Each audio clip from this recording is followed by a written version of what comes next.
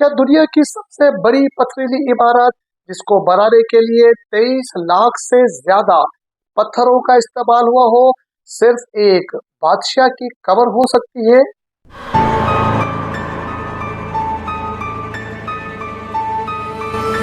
एक ऐसी इमारत जो 4000 साल गुजर जाने के बावजूद भी, मौसमी तब्दीलियों के बावजूद भी, बारिशों, जलजलों और तूफानों के बावजूद भी जमीन पर मौजूद है।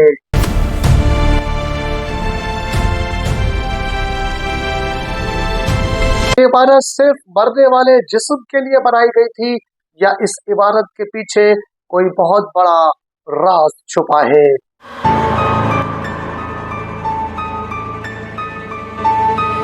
पिछली वीडियोस में हमने डिस्कस किया है कि इंसान ने तहजीब की बुनियाद कैसे रखी और मेसोपोटामिया में लिखाई की इब्तिदा करके अपने ख्यालात, अपने जज्बात और अपने एहसासात को मिट्टी की तख्तियों पर कैसे रकम किया। लेकिन आज हम मिस्र की वादी नील का सफर करेंगे। इंसान ने ख्यालात को सिर्फ अल्फाजों में नहीं बल्कि पत्थरों में कैद कर दिया।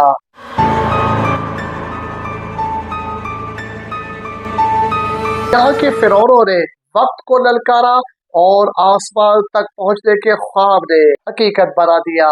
आज की हमारी वीडियो का मौजू है एहराम मिस्र बनाने का असल मकसद क्या था।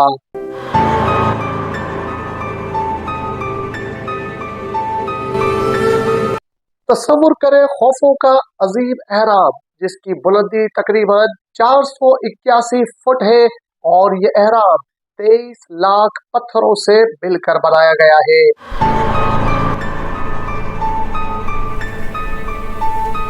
हर पत्थर 2.5 टन वजनी है और ये पूरी इमारत इतनी दुरुस्तगी के साथ बनाई गई है कि आज की जदीद साइंस भी इसके ऊपर हैरान है।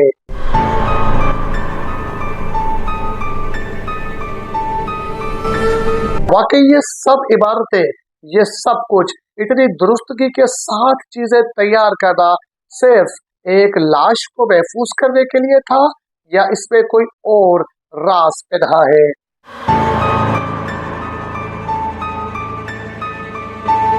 कदीम मिस्र के लोग मौत को इख्तिताम के तौर पर नहीं बल्कि एक नए सफर के तौर पर देखते थे। कदीम मिस्रियों का ये तस्वुर था कि हर इंसान की रूह एक परिंदे की तरह होती है और मरने के बाद ये परिंदे नुमा रूह आसमान की तरफ उड़ जाती है। और ये नजरिया, ये फलसफा, ये बातें इसलिए भी फिरौन के लिए जरूरी थी क्योंकि फिरौन ने जमीन पे अपने आप को खुदा का नुमाइंदा करार दे दिया था।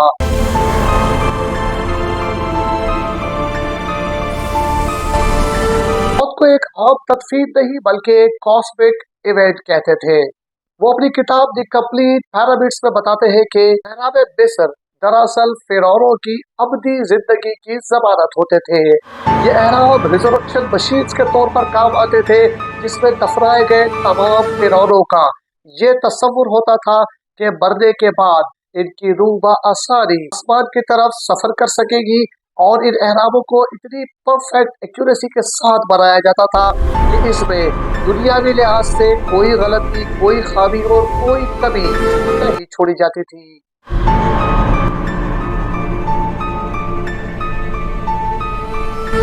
और जब हम एहराम में दाखिल होते हैं तो ये कहानी और भी पुरअसरार कहानी बन जाती है। रंग सुरंगे, बुलंद गैलरिया, हवा के लिए छोटे छोटे रास्ते,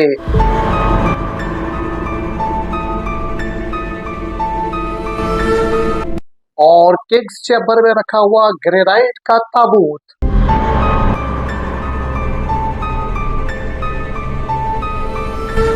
एक दरवाजे से भी बड़ा है।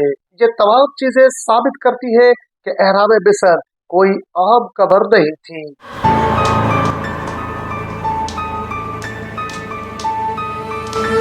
ये सब की सब चीजें साबित करती है कि एहराम मिस्र किसी आम बंदे को दफनाने या आम कब्रों को बनाए जाने के लिए नहीं बनाए गए।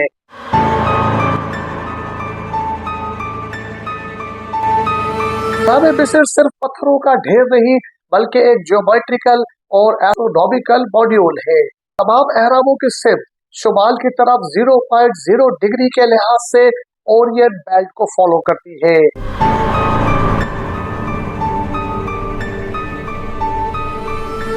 4500 साल पुरानी बनाई गई हवा की राहदारियां ओरियन बेल्ट की तरफ इशारा करते हुए यह बताती है कि मिस्री लोग ओरियन बेल्ट को देवताओं की दुनिया समझते थे।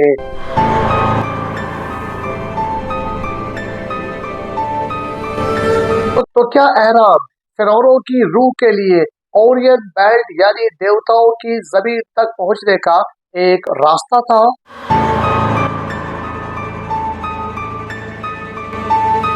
सबसे अहम और बड़ा सवाल ये भी आता है कि यह सब मुमकिन कैसे हुआ। एक पत्थर तकरीबन 80 टन वजनी है।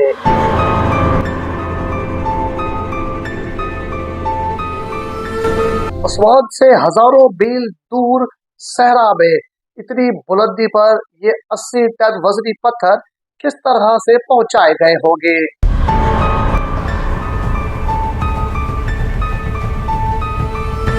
मुहक्किकीन लिखते हैं कि यह सारा काम मिस्रियों ने गुलामों से नहीं बल्कि रियासत के वफादार और तरबियत याफ्ता नौजवानों से ये काम कराया गया होगा। जदीद तहकीक के मुताबिक गीजा के एहराम में वर्कर्स यानी काम करने वालों का पूरा एक शहर दरियाफ्त किया गया है।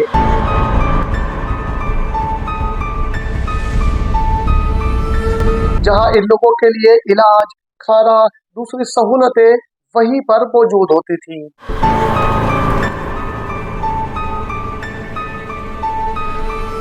मुहक्किकीन का ख्याल है कि एहराम मिस्र सिर्फ इमारतें नहीं, सिर्फ एहराम नहीं, बल्कि ये तवानाई पैदा करने के लिए बनाए जाने वाले जदीद मॉड्यूल्स में से एक मॉड्यूल था।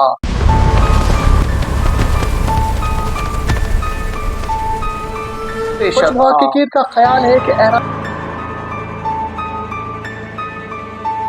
जहां ग्रेनाइट, जमीन की लहरें और जेर जमीन पानी के जखीरे को इस्तेमाल किया जाता था।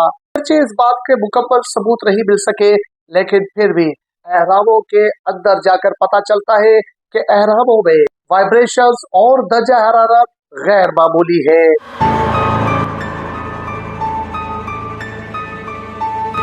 मुहक्किकीन का ख्याल है कि यह मुमकिन है कि ये एहराम फिरौनों की रूह को खुदाई ताकत से जोड़ दे या रूहानी सफर में मदद देने के लिए बनाए गए हो।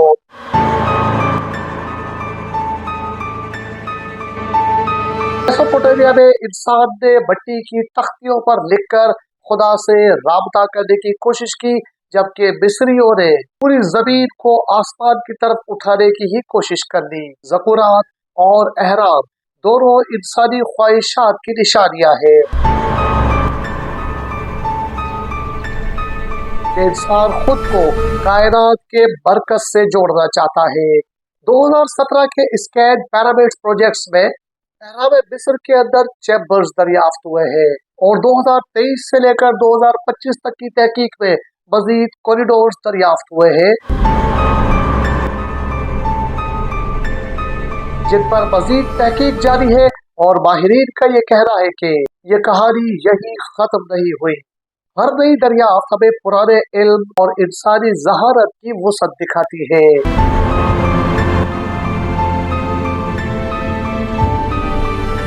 आखिर हकीकत क्या है? जदीद मिस्रियात बताती है एहराम महज कब्र नहीं थे, एक मकबरा, मंदिर, फल्कियाती रसदगाह और रूहानी गेटवे का एक साथ काम करते थे।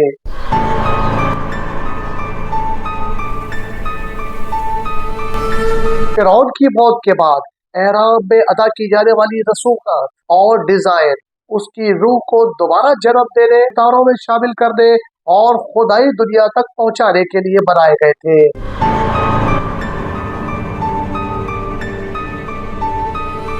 ये एक ऐसा निजाम था जिसके पुर्जे, पत्थर और ईंधन उनके ईमान की ताकत होती थी। लेकिन इतना कुछ तहकीक करने के बाद भी हम अभी तक सब कुछ नहीं जान पाए हैं।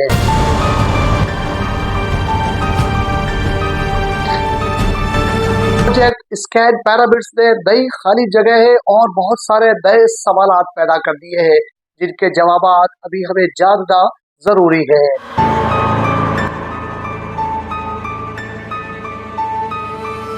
जैसे जैसे तहकीक होती रहेगी, हम पिरामिड्स के बारे में मजीद जानते रहेंगे और तभी हमें ये मालूम हो सकेगा कि ये पिरामिड्स या ये बड़े बड़े और जदीद तरीन बनाए गए अहराम सिर्फ कब्रों के लिए बनाए गए थे, एक रूहानी या फल्कियाती मिशन के लिए बनाए गए थे, क्या इसमें कोई गुमशुदा टेक्नोलॉजी कार फरमा थी। ये सब कुछ एक ऐसा अजीम शाहकार है जिसको समझने के लिए आज के इंसान को अब भी सदियां दरकार है।